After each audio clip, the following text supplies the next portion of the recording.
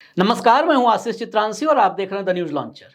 महाराष्ट्र में विधानसभा चुनाव से पहले एक ऐसा सर्वे आया है जिसने बीजेपी, मोदी, शाह सबके माथे पर पसीना ला दिया है।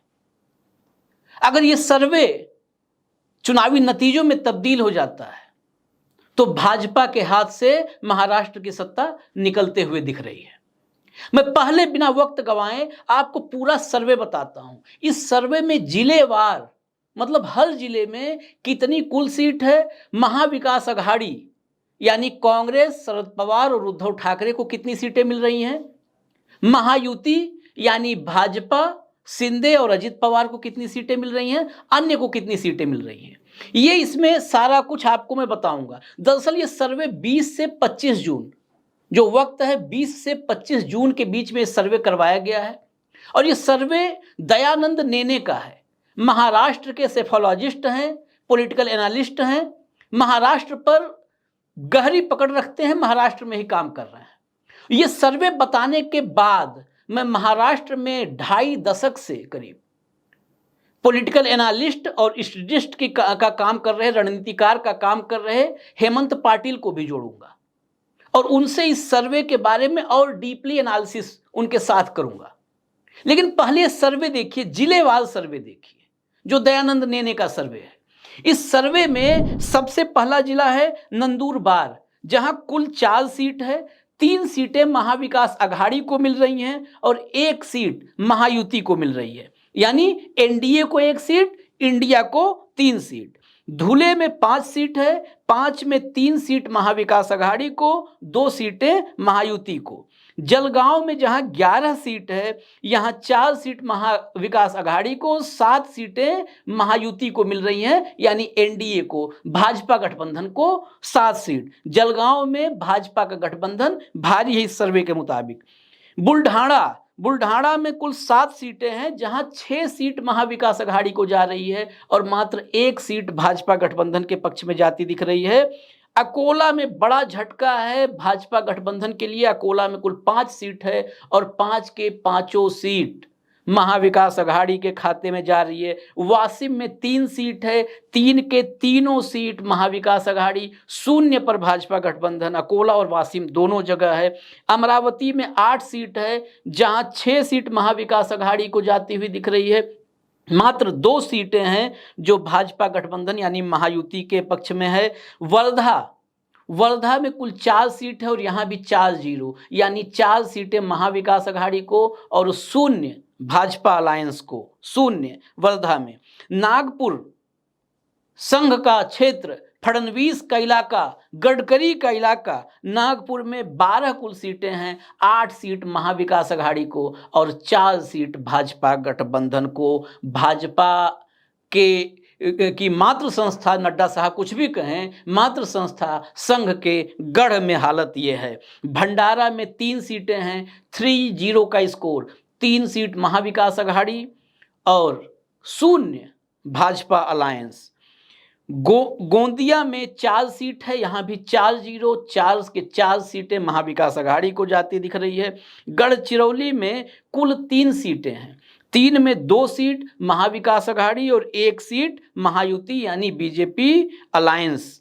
चंद्रपुर में 6 सीट है, 5-1 का स्कोर, 5 सीट महाविकास अघाड़ी और 1 सीट, मात्र 1 सीट यहां महायुति यानी बीजेपी अलायंस को मिल रही है। ये जो है आपको मैंने बताया चंद्रपुर का।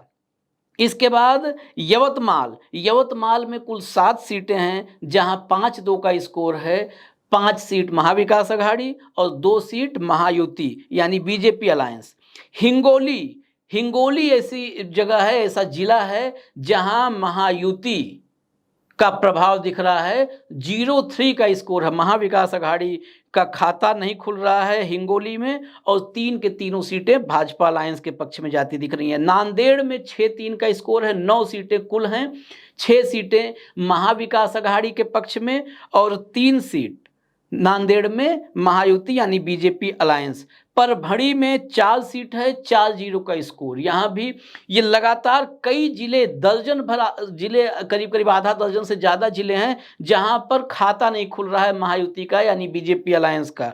वही स्थिति परभणी में भी है। 4 में चारों सीट महाविकास अघाड़ी को जाती दिख रही है, 0 पर महायुति यानी बीजेपी अलायंस। जालना में 5 सीट है, स्कोर 3-2 का है, 3 सीट महाविकास अघाड़ी को ये सर्वे दे रहा है और 2 सीटें महायुति यानी बीजेपी अलायंस। औरंगाबाद जो अब संभाजी नगर हो चुका है, यहाँ 9 सीट है और इस संभाजी नगर में बराबर का टक्कर है। 9 में 4 सीट महाविकास अघाड़ी को और 5 सीट महायुति यानी बीजेपी अलायंस को।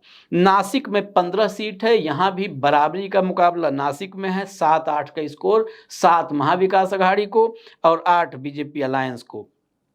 पालघर 6 सीटें हैं। अब ये पालघर के विषय में जब हम एनालिसिस करेंगे आगे, तब समझने की कोशिश करेंगे कि पालघर में ऐसा क्या राजनैतिक समीकरण है। यहाँ पर 6 में 2 सीट महाविकास अघाड़ी को, 1 महायुति को और 3 अन्य को। ये 3 अन्य कौन है, ऐसा वहाँ पर पॉलिटिकल फैक्टर कौन सा है जो अन्य के खाते में 3 जा रही हैं सीटें।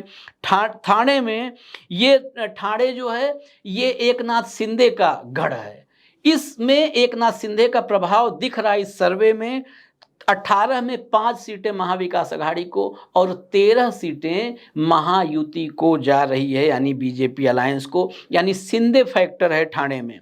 मुंबई में 36 सीट है, 36 में 18 सीट महाविकास अघाड़ी को, 16 सीटें महायुति को हैं, 2 सीट ऐसी है जहां पर कांटे का मुकाबला है, तो 18-18 सर्वे दे रहा है फिलहाल।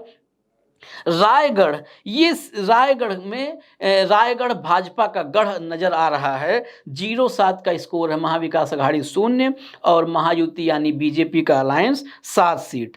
पुणे में 21 सीट है, पुणे में भी बीजेपी का प्रभाव, बीजेपी डोमिनेटिंग जिला दिख रहा है, 7 सीटें महाविकास अघाड़ी और 14 सीटें महायुति यानी बीजेपी अलायंस। अहमदनगर में मामला फिर पलटा है, 12 सीटें हैं, 9 महाविकास अघाड़ी और 3 महायुति यानी बीजेपी अलायंस। बीड में बिल्कुल बराबरी का मुकाबला इस सर्वे के मुताबिक 6 में 3-3 महाविकास अघाड़ी 3 महायुति 3 यानी बीजेपी अलायंस 3। उस्मानाबाद में 4 सीट है, 4-0 का स्कोर। यहाँ पर महायुति यानी बीजेपी अलायंस का खाता नहीं खुल रहा है, चारों सीट महाविकास अघाड़ी के खाते में जाती दिख रही है। लातूर में फिर बराबरी है, टाई है, 6 में 3-3, 3 seat Mahavikas Aghadi 3 Mahayuti.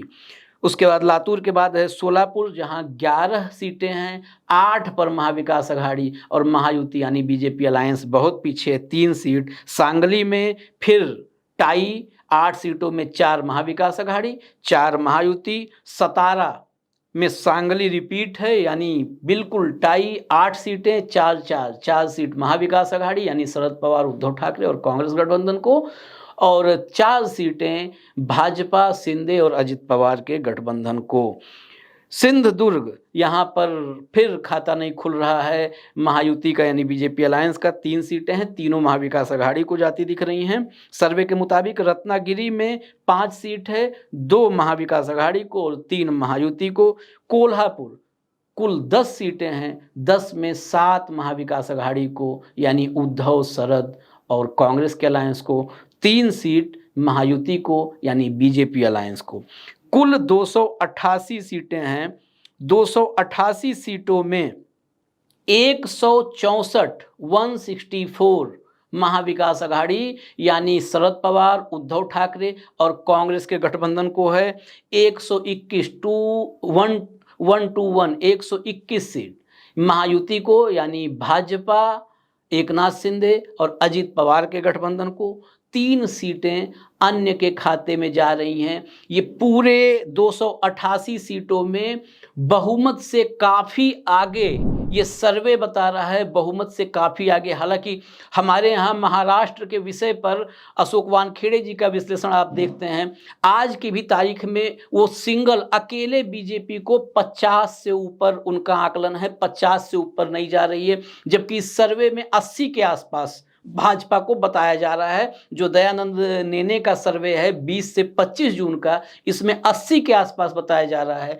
News launcher पर अशोक वानखेड़े जी के विश्लेषण के मुताबिक 50 बीजेपी 50 पर रुक रही है, 50 पार नहीं कर पा रही है आज की तारीख में।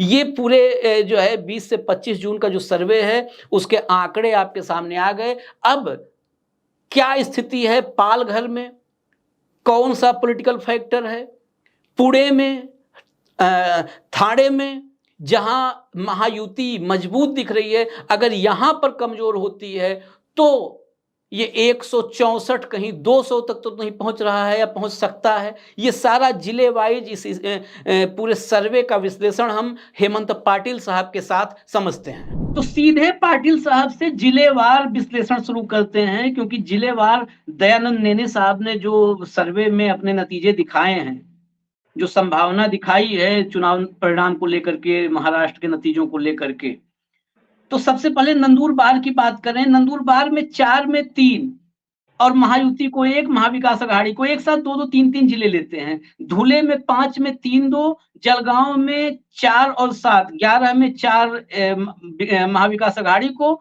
और महायुति को 7 सीटें। बुल्ढाणा में 6-1, ये बिल्कुल सफाया है, 6 सीट महाविकास अघाड़ी और सिर्फ 1 सीट महायुति को।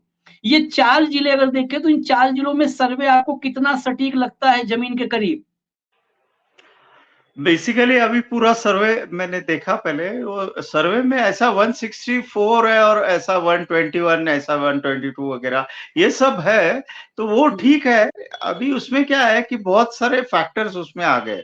अभी आप 4 जिले की बात करते हो तो जळगाव में जो है, जळगाव में गिरीश महाजन है, एकनाथ खड़से की बहू भी चुन के आई है, तो जळगाव थोड़ा सा महायुति को वो पॉजिटिव है। वहां पे आप नंदुरबार की बात करते हो तो नंदुरबार में अभी वो हिना गावित गिर गई, उसके फादर विजय गावित, उनपे भी आरोप था, वो लोग बीजेपी में चले गए, वो एनसीपी में थे पहले। लेकिन वहां भी उनके पास भी थोड़ा सा वो नाराजगी, बहुत साल उनके पास वो सत्ता है, तो उसके पास बहुत साल में नाराजगी भी है। तो ये जो आप सर्वे ये जो अभी दिखा रहे हैं, उसमें से मैं 100% तो नहीं कहूंगा, लेकिन उसमें से 80% तो वो हो सकता है उस तरीके से। लेकिन फिर भी इसमें बहुत इफ्स एंड बट्स है। आप देखो कि वहां के अभी तक कैंडिडेट पे कौन सा कैंडिडेट कौन देता है, उस पे निर्भर होता है। फिर ये लाड़की बहन योजना, उस पे भी बहुत हद तक नहीं, लेकिन कुछ हद तक उस पे भी निर्भर रहेगा। लेकिन और भी कुछ फैक्टर्स है उसमें, जो शरद पवार और उद्धव ठाकरे और कांग्रेस के पास तो फिलहाल कोई स्टेट लेवल पे नेता नहीं है। जो भी आज तक महाराष्ट्र में जो मिला है कांग्रेस के लिए, वो तो इलेक्शन मैनेजमेंट विदर्भ में अच्छा हो गया और राहुल गांधी की वजह से मिला है। वैसे तो महाराष्ट्र में नेता ही नहीं है कांग्रेस के लिए जो कि पूरा महाराष्ट्र कवर करे, मतलब महाराष्ट्र में। और फिर वो जलगांव जो आपने कहा कि खड़से फैक्टर, बिल्कुल हाँ। ये ठीक समझ में आ रहा है कि खड़से फैक्टर है। खड़से जमीन से जुड़े नेता थे, उनको हाशिए पर बीजेपी ने ही फेंक रखा था। नंदुरबार में भी आपने बता दिया कि हाँ नाराजगी है, तो इसलिए महाविकास अघाड़ी वहां मजबूत दिख रही है। लेकिन बुल्ढाणा में करीब करीब क्लीन स्वीप कर रही है महाविकास अघाड़ी। नहीं, अभी बुल्ढाना में कैसा है कि बुल्ढाना ये जो पार्ट है, बुल्ढाना में भी अभी इसका ही एमपी चुन के आया।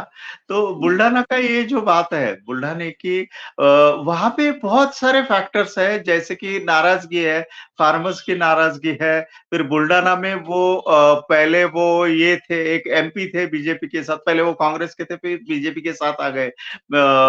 नाम तो अभी जुबान पे नहीं है, लेकिन वो उनकी वजह से भी फैक्टर कुछ अल्टा पलटी है। तो यहाँ पे बुल्ढाना में लोकल फैक्टर ज्यादा है और वहां पे कोई भी नेता नहीं है, जैसे कि इसके महायुति के पास।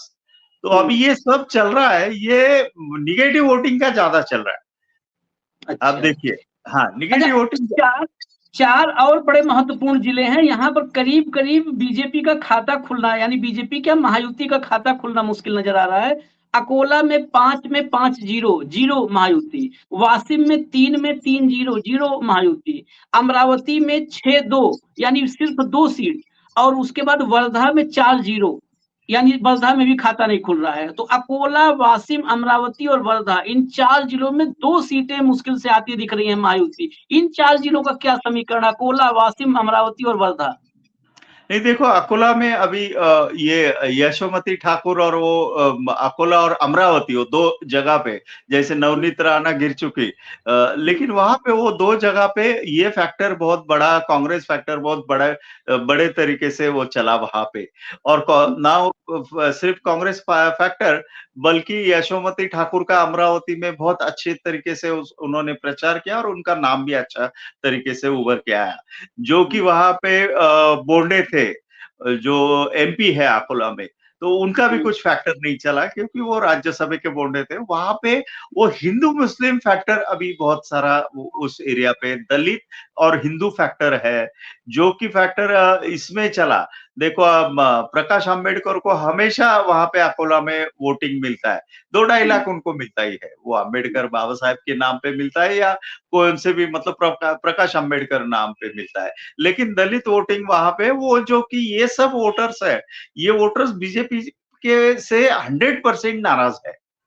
तो वो नाराजगी वो सब बाहर आ रही है। वो नाराजगी जैसे वो लोकसभा में आ गई, वैसे भी वो अभी विधानसभा में भी वो बाहर आ जाएगी, और वो इतने जोर तरीके से बाहर आ जाएगी। और दूसरा इसमें एक फैक्टर ऐसा है कि देवेंद्र फडणवीस ने विदर्भा में, और वो थोड़ा सा वो, आप जो विदर्भा के ये इस साइड से वर्धा और ये जो आप बात बोल रहे हो, वहां पे देवेंद्र फडणवीस है, वहां पे तो किसी को खड़ा भी नहीं, पूरे एंटायर महाराष्ट्र में नहीं खड़ा करने दिया बीजेपी में दूसरा नेतृत्व। सिर्फ वो खुद नेतृत्व, खुद बहुत महाराष्ट्र में बहुत भारी है, ऐसा ही वो नेतृत्व है।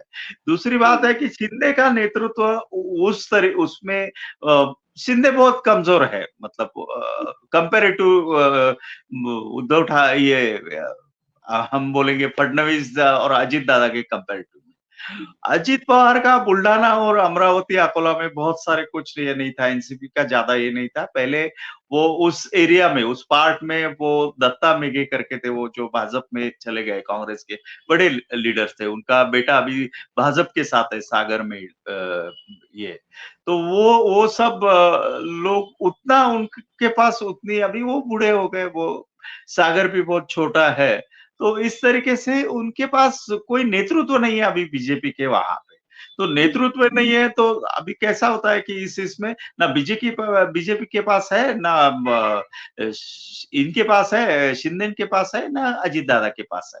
तो स्थानिक वो जो कोई भी स्थानिक ये जो है समीकरण है, वो वहां के स्थानिक समीकरण में वहां नेतृत्व कोई तो भी होना चाहिए, कोई से भी जिले पे। लेकिन बीजेपी ने नहीं रखा, तो इन दोनों के पास भी नहीं है।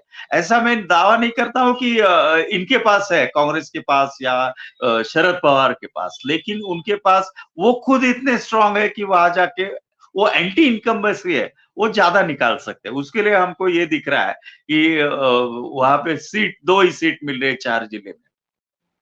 अब नागपुर पे तो अकेले एक जिले पे चर्चा होनी चाहिए, फडणवीस का घर, संघ का गढ़, गडकरी का घर। नागपुर की 12 सीट में 8 महाविकास अघाड़ी को ये सर्वे दे रहा है और 4 महायुति को। ये तो बड़ा झटका है, संघ के गढ़ में, गडकरी के घर में, फडणवीस के घर में। नहीं, कैसा है कि आप ये देखो कि नागपुर अब सबसे ज्यादा क्राइम नागपुर में है महाराष्ट्र में। किसी भी, मतलब महिलाओं के बारे में हो, चोरी हो, दरोड़ा, कुछ भी हो, सबसे ज्यादा करप्ट वहां पे है। और बहुत सारे करप्ट है। आपको पता नहीं होगा कि देवेंद्र फडणवीस में जैसे वो महाराष्ट्र में भुजबल का हो गया था ना, एक तेलगी प्रकरण जो स्टैम्प पेपर पे घोटाला हुआ था, वही घोटाला नागपुर में हो गया। और उसका कनेक्शन इसके साथ है, देवेंद्र फडणवीस के साथ। वो आप मीडिया सबके साथ वो दबा दिया गया। कुछ दिन पहले कोर्ट ने ये किया कि देवेंद्र फडणवीस का नाम इसमें क्यों नहीं है। तो इतने बड़े पैमाने पे नागपुर में घोटाला है, बहुत बड़े, भाजपा के पास भी होके भी वो घोटाला है। फिर वहां पे नागपुर में क्राइम है, घोटाला है, सब कुछ है। सबसे महाराष्ट्र में ज्यादा शायद नागपुर में ही होगा।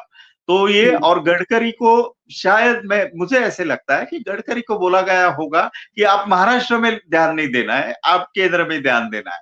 तो गडकरी ना नागपुर में देखते ना महाराष्ट्र में, उनका वो खुद सांसद चुन के आते बस, बाकी आपने देखा होगा, और उनके फिजिकली भी उनको तकलीफ है, तो वो ज्यादा इधर उधर जाते नहीं है और अपने लिमिट के बाहर वो कुछ करते नहीं है। फिर तीसरी बात ऐसी है कि लास्ट इलेक्शन मतलब 14 में विदर्भ में बहुत सारे स्वतंत्र विदर्भ, मतलब अलग से विदर्भ करेंगे हम 8-10 इससे, ऐसे देवेंद्र फडणवीस ने बहुत ये किया था, कुछ और लोगों के साथ मतलब कुछ संगठन और ये के साथ भी उनको साथ मिला के भी किया था, लेकिन वो भी कुछ चला नहीं। अभी 10 साल हो गए, उसमें कुछ भी नहीं हो गया, उनको भी समझ में आ गया ये तो हमको फंसा रहे हैं।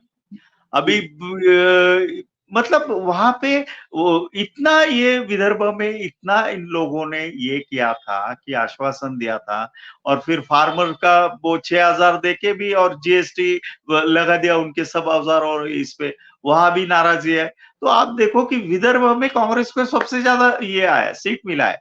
मैंने एक 2 साल, शायद 1-2 साल पहले नागपुर में इलेक्शन हुआ था जेडपी का, 5 जिले में हो गया था, तो वहां पे नागपुर जेडपी वो कांग्रेस के पास गई थी।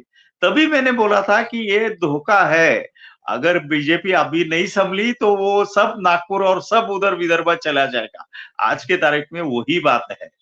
लोगों ने, मैं आपको ये बोलता हूं कि आज ये सांसद की जो इलेक्शन हो गई महाराष्ट्र में या देश भर में, या महाराष्ट्र में ज्यादा लोगों ने इलेक्शन साथ में लिए। मेरे एक आर्टिकल में मैंने लिखा था कि इलेक्शन नहीं, ना ओनली शरद पवार और इन्होंने जीती, इलेक्शन मोदी को हराने के लिए अशोक वानखेड़े जैसे और कुछ लोग साथ थे, फिर ध्रुव राठी भी साथ था। अब देखो, मतलब मैंने वो मेरे आर्टिकल में लिखा भी है, नाम लेके लिखा है कि अशोक जी का चैनल और कुछ चैनल लोगों ने जहां पे गलत है वहां जम के विरोध किया है। सो इलेक्शन सिर्फ इससे नहीं जीती, मतलब इलेक्शन में चेंजेस सिर्फ एक चीज पे नहीं आता है, तो एन नंबर ऑफ फैक्टर उसमें होते हैं। ध्रुव राठी का भी आपको पता है कितना इफेक्ट हो गया, आपके ऊपर भी, मतलब ऊपर साइड में भी और सब जगह पूरा इसमें भी। सो इलेक्शन अभी इनको बहुत हो गया, मतलब विदर्भ और वो एरिया में भी वो ये हो गए, मतलब अभी बस हो गया, क्या है क्या बार बार वही करना है, उनको ही चुन के देना है, वही फिर वो झूठ बोलना है। नागपुर से और आगे बढ़ते हैं, नागपुर के बाद भंडारा है। भंडारा में 3 में खाता नहीं खुल रहा है, 3 की तीनों सीटों पे खाता नहीं खुल रहा है महायुति का। गोंदिया है, गोंदिया में 4 में 4-0, वहां भी खाता नहीं खुल रहा। गढ़चिरौली में 3 सीट है, 1 सीट जीतती नजर आ रही है महायुति। चंद्रपुर में 5 में सिर्फ 1 सीट, यानी भंडारा, गोंदिया, गढ़चिरौली और चंद्रपुर मिला करके फिर 2 ही सीट, और बाकी सब महाविकास अघाड़ी। तो ये भंडारा, गोंदिया, गढ़चिरौली और चंद्रपुर, इसकी हालत जरा बताइए जमीन की। अभी देखो भंडारा में प्रफुल्ल पटेल जोर में था, उनका कुछ बहुत सालों से वो वहां पे नेता है, 2-3 बार एमपी थे, मिनिस्टर थे, सब ये था, प्रफुल्ल पटेल का वहां पे जोर है। लेकिन प्रफुल्ल पटेल का इस इलेक्शन में क्या हो गया, उनको तो ये कर दिया ना, प्रफुल्ल पटेल को सुना ही नहीं। ये एंटी इनकम्बेंसी वो जो सांसद के इलेक्शन में है वो अभी भी चल रही है, और वो वैसे भी चलने वाली है, क्योंकि वहां पे वो पूरा जिला एक तो नक्सलाइट के बाजू में है, या दूसरी वहां पे सुविधा नहीं है, और सुविधा इनको करना ही नहीं है। अभी आप देख रहे हो कि देश भर बिहार में कितने पुल गिर रहे हैं, या दिल्ली में क्या गिर रहा है, या क्या, ये इनका विकास है। नागपुर और ये जो मुंबई जो हाईवे नया बना हुआ है, वहां पे ये हो गया, मतलब रास्ता टूट गया, 50-50 मीटर रास्ते में ये हो गया, दरार पैदा हो गई। तो इनको पता है कि इनको करना ही नहीं है विकास, और करने जाते तो वो कर ही नहीं सकते, क्योंकि उनकी कैपेसिटी नहीं है, उनकी क्षमता ही नहीं है बीजेपी और इन सब की। तो इसके लिए वो लोग वहां पे, तो अभी देखो कितने साल, मैं आपको ये करूं तो 10 साल में बहुत हो गया ना। 10 साल में देख लिया। यवतमाल की बात करें, यवतमाल में 7 सीटें हैं, 5 महाविकास अघाड़ी, 2 महायुति। लेकिन हिंगोली में मामला उल्टा है, हिंगोली में 3 सीटें और तीनों महायुति को दिखा रहा है ये सर्वे। 3 की 3 सीटें। तो यवतमाल और हिंगोली में एकदम उल्टा, यवतमाल में महाविकास आघाड़ी, हिंगोली में पूरा का पूरा भाजपा अलायंस। अभी कैसा है यवतमाल में वो ये है सुधीर मुनगंटीवार है, वो वहाँ के ये है एमएलए है यवतमाल में और वहाँ के लीडर है, बहुत बड़े लीडर है। वो तो मिनिस्टर भी है, बहुत साल मिनिस्टर है। अभी उन्होंने एक स्टेटमेंट किया था, उनको उधर भेज दिया विदर्भ में इलेक्शन लड़ने के लिए, वो सामने एमपी के लिए उन्होंने एक गलत स्टेटमेंट कर दिया कांग्रेस के खिलाफ। अभी तो अब ये सब देखो, ये सब चीजें बाहर उभर के आती है जब इलेक्शन होता है, जब लोगों के दिमाग में वो बैठ जाता है। तो लोगों के दिमाग में वो चीज बैठी है, तो उन्होंने वैसे ही सुधीर मुनगंटीवार के लिए फिर अभी बहुत नाराज है। अभी वो शिवाजी की वाघ नकेल लेके आएंगे, ऐसा करेंगे लंदन से, वो इशू उसका चल रहा है 1.5 साल से, वो कुछ नहीं ला रहा है, वो एक्चुअली वो है ही नहीं शिवाजी का, ऐसा इतिहासकार बोल रहे हैं। तो लोगों को ये पता चलता है कि अरे यार ये हमको तो बेवकूफ बना रहा है, और किस बात पे बेवकूफ बना रहे हैं। उन्होंने लास्ट इलेक्शन में ये किया था कि 33 करोड़ पेड़ लगाएंगे हम लोग, उसमें से कितने पेड़ लगे ही नहीं रहे। तो ये सब इश्यू है ना, ये सब अभी लोगों को जो काम चाहिए, आप किसी भी इससे बेवकूफ नहीं बना सकते। अब हिंगोली में की क्या बात, केस है हिंगोली में? हाँ, हिंगोली की बात थोड़ी सी अलग है। हिंगोली की स्थानिक लीडर वहां पे जोर में है हिंगोली में, और वहां पे हिंगोली में ये फैक्टर इतना नहीं चल रहा है वहां पे। अभी आप सर्वे में 3 की 3 सीट दिख रहे हैं, तो मुझे पता नहीं क्या है, लेकिन मैं मतलब ये नहीं करूंगा दावे के साथ कुछ उसमें ज्यादा स्टेटमेंट। लेकिन हिंगोली और वो वहां पे वो पाटिल मैडम वो थी बीजेपी के साथ, वो एक्चुअली एनसीपी की थी, तो वो सुरेखा पाटिल आई थिंक, तो वो एनसीपी की थे, वो अभी रिसेंटली वो शरद पवार ग्रुप में आ गए। फिर और एक लीडर के साथ ही हिंगोली में से वो शरद पवार ग्रुप में आ रहा। ये रिसेंट डेवलपमेंट है, 15 दिन या समथिंग ऐसे। हाँ, तो हो सकता है ये हिंगोली भी बदल जाए बाद में। हाँ, हिंगोली में तो हो सकता है, वो उन दोनों को वहां पे बहुत डिमांड है, मतलब अच्छे मानते हैं उन लोगों को, वो बीजेपी के साथ थे, तो वो इधर चले के आ गए, तो वो शायद वहां पे भी कुछ बदलाव हो सकता है। नांदेड़, परभणी, जालना और औरंगाबाद, इनकी इनकी क्या हकीकत है? नहीं देखो, अभी भी आज भी वो वॉर चल रहा है मराठा और ओबीसी। हाँ, अभी बीजेपी में क्या किया कि बीजेपी ने पंकजा मुंडे, फिर ये अपना अभी जो 5 लोगों को बीजेपी ने दिया, मतलब विधान परिषद पे चुन के आगे, जो पंकजा मुंडे, उसको ले लिया। फिर पुणे से हमारे यहाँ एक योगेश टिळेकर करके, वो माळी समाज का था। फिर गोरख करके मातंग समाज का, पुणे से ही है, पिंपरी चिंचवड से। फिर सदाभाऊ खोत, वो पश्चिम महाराष्ट्र है, उसको दिया। तो इसमें से 3-4 ये जो है परिणय फुके, वो उसको दे दिया। तो वहां पे बीजेपी अभी ये कर रहा है कि ओबीसी और मराठा, तो ओबीसी लोगों को थोड़ा सा और पुश करे, मतलब सोशल इंजीनियरिंग की ये बात कर रहे हैं। लेकिन उस अलग साइड्स पे अभी जरांगे औरंगाबाद कल थे, परसों परभनी और वहां पे थे, बीड़ में थे, तो वहां पे मराठा जोर से वो अभी उसका चालू। तो ये यहाँ पे इतने जोर से वो उन दोनों का वॉर चालू है, तो वहां हम कह नहीं सकते अभी कि क्या होगा।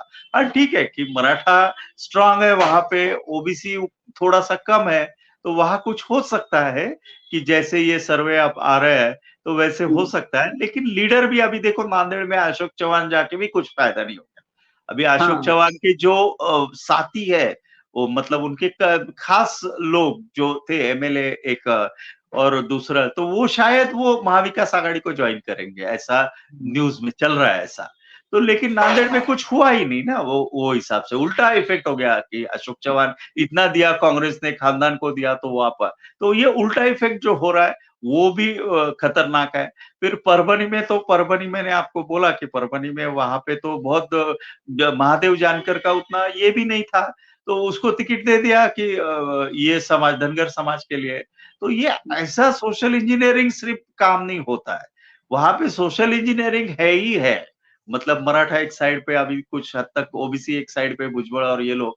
लेकिन वहां पे एक और बात है कि यहाँ पे लोग बहुत परेशान है, मतलब फार्मर्स है या और भी कुछ है, और रोज हमको एक कोई बात जैसे नीट घोटाला, जैसे पेपर में घोटाला, ये एग्जाम में घोटाला, रोज तो ये क्या करेंगे, मतलब तरुण क्या करेंगे अभी?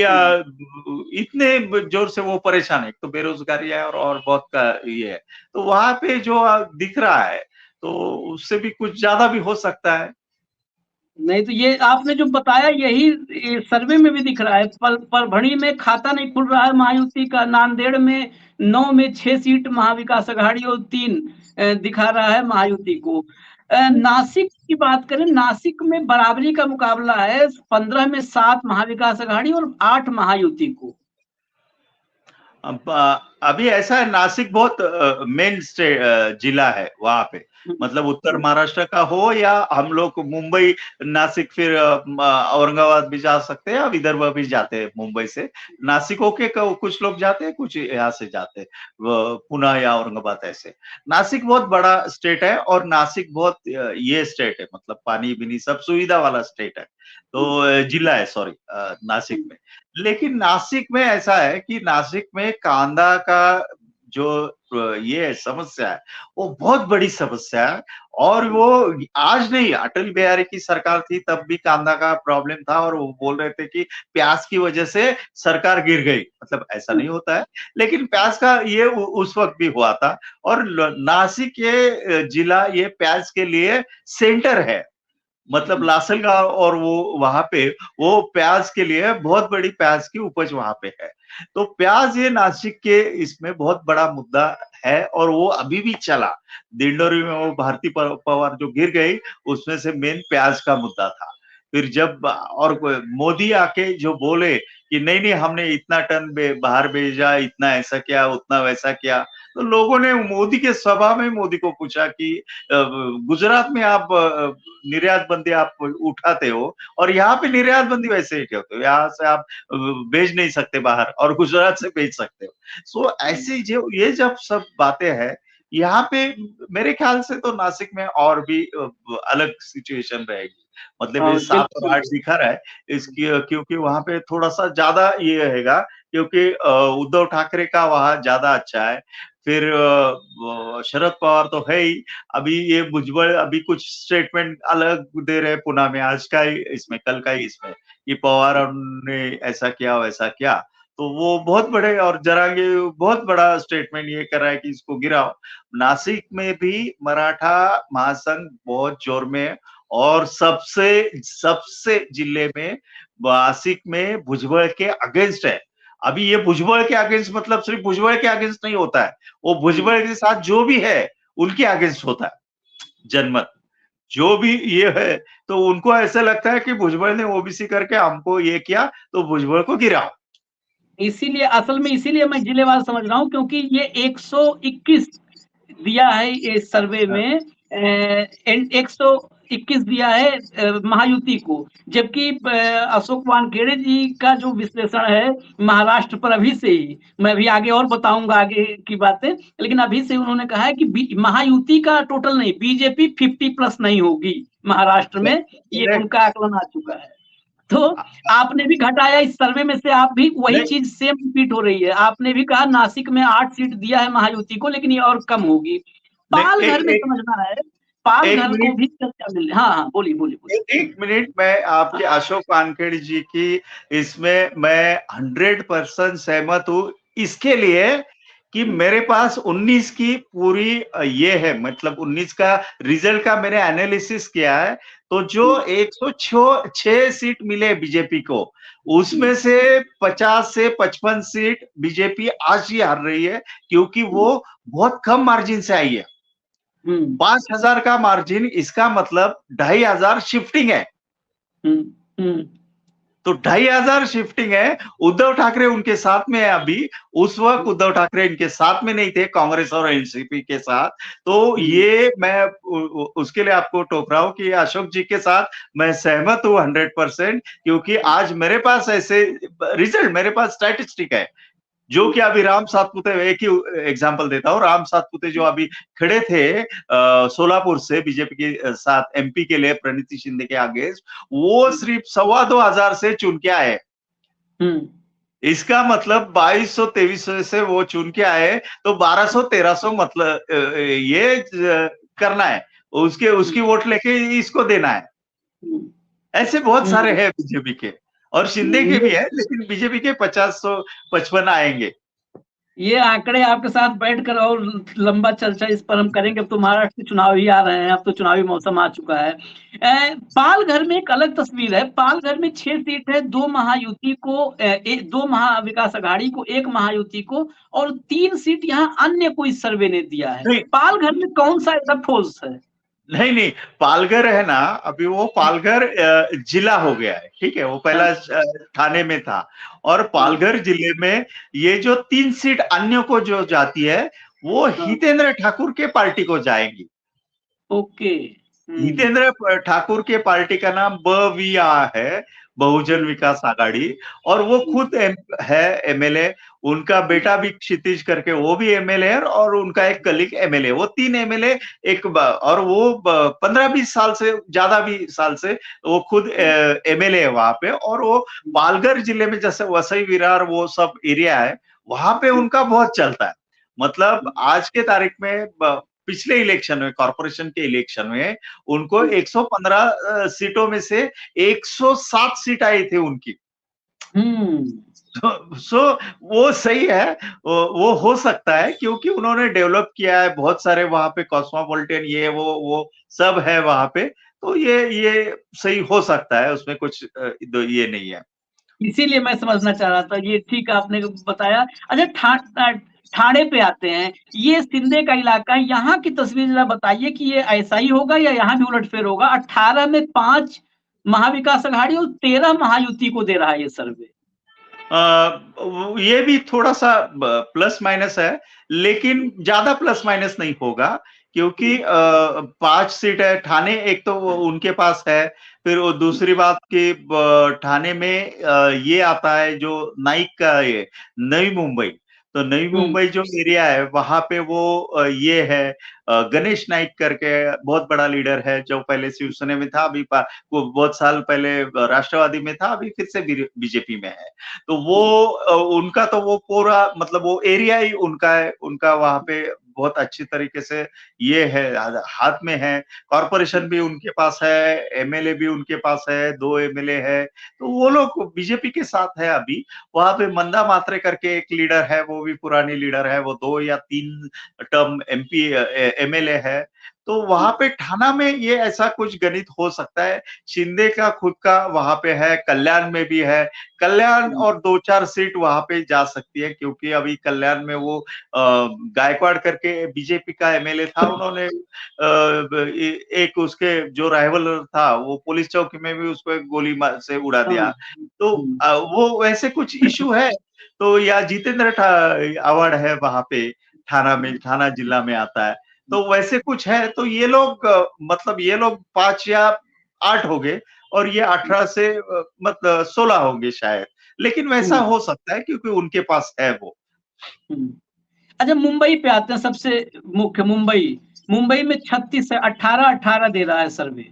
हाँ, तो मेरे ख्याल से मुंबई में थोड़ा-सा ज़्यादा जाएगा, क्योंकि उद्धव ठाकरे के पास मुंबई मुंबई बोले तो कांग्रेस और उद्धव ठाकरे, उसमें से बड़ा भाई उद्धव ठाकरे मुंबई में 36 में से। तो उसमें से कांग्रेस भी है, लेकिन कांग्रेस अभी कैसे ये करता है उसपे, एनसीपी ज़्यादा नहीं है वहाँ पे। लेकिन ऐसा है मुंबई में कि वापस वहाँ पे है कि आप सीट कौन से दे रहे हो और कैसे दे रहे हो, उसपे निर्भर है। लेकिन मेरे ख्याल से 18-18 है, तो उसमें से कम 20-22 महाविकास आघाड़ी को होना चाहिए। मैं क्यों बोल रहा हूँ इसके लिए, कि मैं 2 एग्जांपल दूंगा आपको, कि दिलीप लांडे करके एमएलए है, जो एमएलए शिंदे ग्रुप में है, वो सिर्फ 400 वोट से चुन के आए। देखो, 400 वोट का मतलब मार्जिन कुछ है ही नहीं। तो वो सिर्फ 400 वोट से आए आए हैं, ऐसे कुछ लोग हैं, तो वहां पे बदली हो सकती है, मतलब ऐसे कुछ सीट पे। और दूसरा उदाहरण मैं ये आपको कहना चाहता हूँ कि भारती लवेकर, ये बीजेपी की अंधेरी की वर्सोवा की वो ये एमएलए है। वहां पे कांग्रेस सेकंड नंबर पे है, लेकिन थर्ड नंबर पे शिवसेना का, जो शिवसेना की लेडी जो है, वो भारती लवेकर को 46,000 मिला है चुन के आने के लिए। वहीं पे थर्ड नंबर पे जो लेडी है शिवसेना के साथ है, उसको 32,000 मिले। हम्म। मतलब अगर कांग्रेस और उस लेडी के इसकी बात करेंगे हम, दोनों को मिलके अगर देखेंगे, तो वो कहाँ भी बहुत आगे जा सकता बहुत है। मतलब बहुत बहुत भारती आगे। लवेकर सिर्फ 4 या 6,000 वोट से जीत के आई है वहां पे। तो तो वो बहुत, मतलब मैं वापस आपको वही बोलता हूँ कि ऐसे दो उदाहरण पे मैं कहता हूँ कि कुछ सीट या प्रॉपर महाविकास आघाड़ी ने जैसे अभी प्रॉपर ये किया था, अलायंस किए थे, एक दूसरे के साथ हाथ मिलके लड़े थे, तो वैसे अगर किया तो मेरे ख्याल से 22 तो मिलना चाहिए मुंबई। मुंबई के बाद हम आते हैं पुणे पर आते हैं। रायगढ़ को भाजपा का गढ़ इस सर्वे में आया है। रायगढ़ में 7 के 7 सीटें जीत रही है जो है महायुति, 7 के 7। और पुणे पुणे में 21 सीट है, 7 महाविकास आघाड़ी और 14 महायुति, यानी 21 7 28 सीट में 7 सिर्फ रायगढ़ और पुणे मिला दें तो सिर्फ 7 सीट, 28 में 7 महाविकास आघाड़ी और 21 महायुति। ये कैसे देखते हैं आप? नहीं, मैं पहले पुणे की बात करूंगा। रायगढ़ की बात ऐसा है कि रायगढ़ में ऊपर नीचे हो सकता है, साथ के साथ नहीं जा सकती कि, लेकिन अभी का जो ये है इलेक्शन में, तो कोंकण रीजन में वो सुनील तटकरे और नारायण राणे और वो युति को मिला है सब एमपी। तो वो थोड़े उस तरीके से वो हो सकता है, लेकिन साथ के साथ नहीं, एक आधी सीट तो मिलेगी रायगढ़ वो इसमें, ऐसे मुझे लगता है। फिर दूसरा हम यहाँ आएंगे पुणे में, तो पुणे में इतना ये नहीं है। पुणे में मैं अभी अभी अभी आप मेरा स्टेटमेंट ये करके रखो कि थोड़ा सा वातावरण गर्म होने के बाद, अभी ये लाड़की बहन योजना करके इन्होंने नहीं लाते, तो 20 सीट दोनों भी, शिंदे ग्रुप गुट के और राष्ट्रवादी के, अजित दादा के, दोनों भी 20-20 से एमएलए फिर यहाँ पे आते, मतलब वापस आते। आज के तारीख में भी कुछ नाम ऐसे हैं पुणे के कि वो लोग वापस शरद पवार के साथ आने के लिए तैयार है।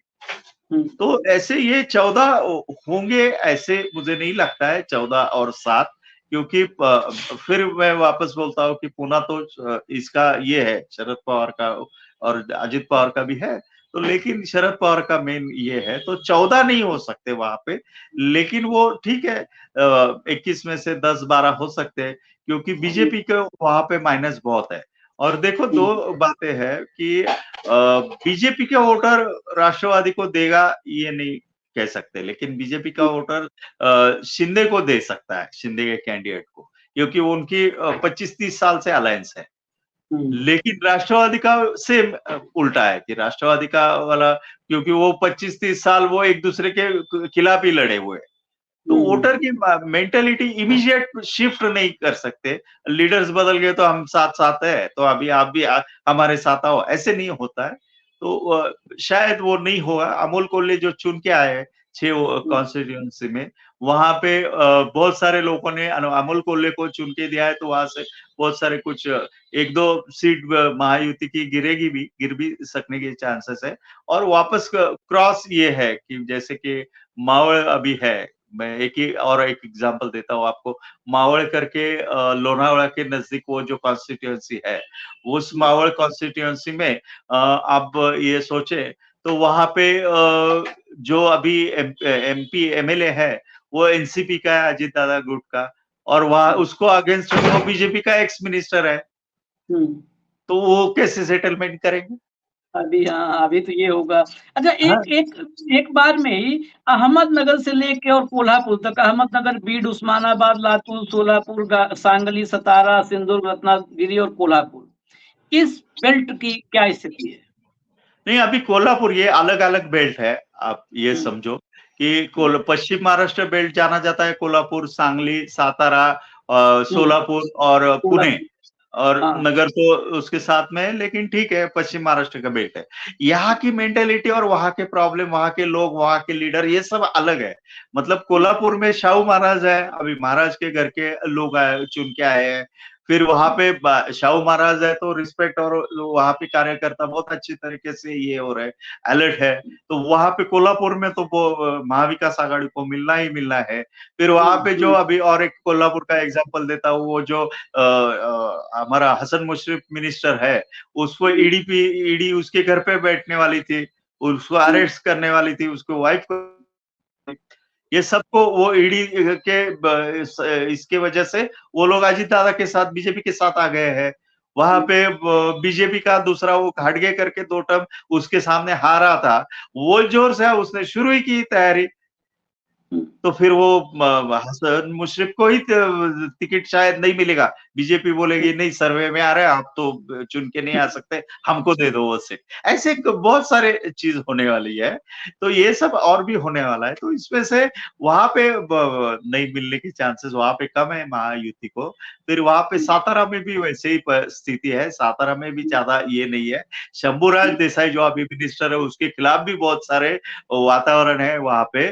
और उदयन महाराज आ गया तो वो सिर्फ एक तुतारी की वजह से शंभू महाराज, ये उदयन महाराज चुन के आ गए कि दूसरे ट्रम्पेट को नाम तुतारी दिया, और उसकी वजह से वो शिंदे को 32 या समथिंग थाउजेंड से हार गया, और वो उसको ट्रम्पेट को 36 समथिंग थाउजेंड, ऐसे ही वो 37,000 उसको मिले। तो ये सब गिमिक्स है, लेकिन लोग नहीं है साथ। तो वहां पे भी वो पीछे जाएंगे। सोलापुर में तो आपने देख लिया है, अभी विजय सिंह शिंदे का ही वो जो धैर्यशील मोहिते आ गए, तो वो ही है कि धैर्यशील मोहिते के साथ विजय सिंह शिंदे मोहिते, तो वो उसके साथ में है अभी, वो सब मोहिते और वो सब बेल्ट, वो लोग तो और भी जोर में है। फिर सुशील कुमार की बेटी चुन के आ गया, तो सोलापुर में भी थोड़ा हलचल जोर में, मतलब वातावरण इनके महाविकास आघाड़ी के साथ में है। अब नगर की बात करें तो नगर जैसे जिला और कोई है ही नहीं है। मतलब हर तालुका में 2-3 टाइकून है। आप हर तालुका में है, मतलब वहां पे नगर में।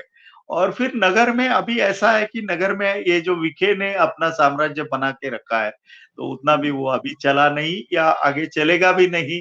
और फिर नगर में भी कुछ हद तक, मैं ऐसा नहीं बोलूंगा कि एकदम पूरा ये, लेकिन कुछ हद तक नगर में भी वो महायुति पीछे रहेंगी।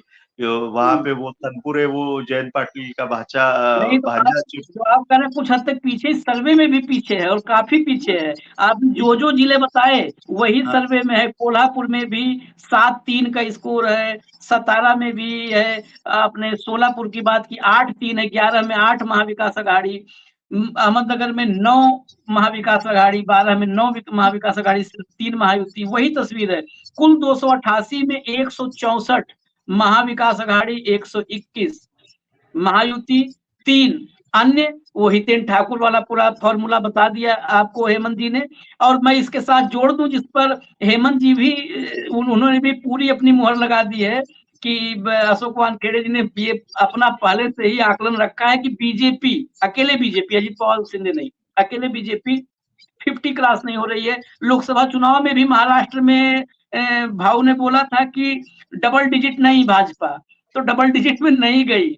अब देखना है विधानसभा चुनाव में। चलते चलते एक ऐलान मैं अभी कर भी दे रहा हूं कि महाराष्ट्र के विधानसभा चुनाव में अशोक वानखेड़े जी फुल प्रेस, पूरी तरीके से महाराष्ट्र में उतरने वाले हैं। एक एक जिले में जाने वाले हैं, एक एक जिले में, पूरे महाराष्ट्र के जितने जिले हम लोग गिने, हर जिले में जाएंगे भाऊ। तो महाराष्ट्र के रण में न्यूज लॉन्चर पूरी तरह मैदान में जो है खड़ा होकर के आपको युद्ध का हाल सुनाएगा। मैदान से दूर रह के नहीं, मैदान से सीधा सुनाएगा। फिलहाल इस सर्वे ने आने वाले चुनाव के नतीजों का कुछ न कुछ तो हिंट दे ही दिया है। इस बात से हेमंत पाटिल साहब भी इत्तेफाक रखते हैं, क्योंकि 164 121 है। ये हो सकता है 121 90 पे आ जाए, 85 पे आ जाए, 95 पे चला जाए, इसके आसपास। और 164 180 185 तक चला जाए, ये हो सकता है। क्योंकि कई जिलों में हेमंत जी ने कही, हाँ हेमंत जी, फाइनल टिप्पणी आपकी। कल 2 दिन पहले एक सका ने सर्वे किया था, साम टीवी ने सर्वे किया था महाराष्ट्र में। वो कह रहे थे कि हम 84,000 सैंपल लिया वगैरह वगैरह। उनके सर्वे के हिसाब से 152 महाविकास आघाड़ी और 130 समथिंग 132 ये महायुति को मिलेगा। अब मेरा ये मानना है कि 180 के आजू-बाजू में महाविकास आघाड़ी जाएगी और बाकी ये लोग मिलेंगे 120 समथिंग, वो हिसाब से 110 120। अभी इसमें ऐसा है कि इसमें और एक बहुत बड़ी बात है कि इसमें मैं आपको पहले भी बोला था इफ एंड बट। तो इसमें अभी के इलेक्शन में शरद पवार जी ने बहुत अच्छे तरीके से टिकट चुन लिए। हाँ, अच्छी तरीके से उद्धव ठाकरे ने एक साथ कॉम्प्रोमाइज करके टिकट में ये किया। फिर दूसरी बात, उद्धव ठाकरे ने अच्छा प्रचार किया। देखो, वातावरण गर्म उद्धव ठाकरे ने किया, वातावरण गर्म राहुल गांधी ने किया, जो ये आके यहाँ पे आके। और मैं और एक आखिरी टिप्पणी करना चाहता हूँ कि ये महाराष्ट्र में जो जीत मिली है उसका श्रेय कुछ परसेंट नरेंद्र मोदी को जाता है। हाँ, जो नरेंद्र मोदी जी ने टिप्पणी की कि शरद पवार भटकती आत्मा है, वो बीजेपी के लोगों को भी नहीं रास आई। या हिंदू मुस्लिम ये सब उन्होंने यहाँ आके किया, वो किसी को भी अच्छा नहीं लगा।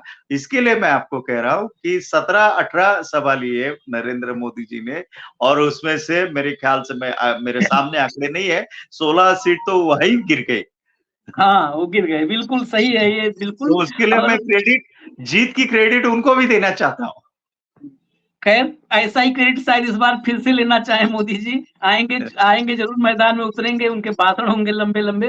खैर, इस सर्वे के बाद महाविकास आघाड़ी के लिए संकेत तो शुभ हैं, लेकिन कहते हैं ना कि चुनावी जीत के बाद दिमाग कूल होना चाहिए, ठंडा होना चाहिए अगले युद्ध के लिए। तो अगले युद्ध के लिए सर्वे से भटकना नहीं है, लेकिन ये सर्वे बता रहा है कि शरद पवार, उद्धव ठाकरे और राहुल गांधी ये तिकड़ी मैदान मारने जा रही है महाराष्ट्र का। फिलहाल हमें इजाजत दीजिए। हेमंत जी, आपका बहुत बहुत शुक्रिया, और महाराष्ट्र के चुनाव तक तो आपकी सेवाएं हम लेते रहेंगे, आपको थोड़ा थोड़ा कष्ट देते रहेंगे। देखते रहिए न्यूज लॉन्चर। नमस्कार। नमस्कार।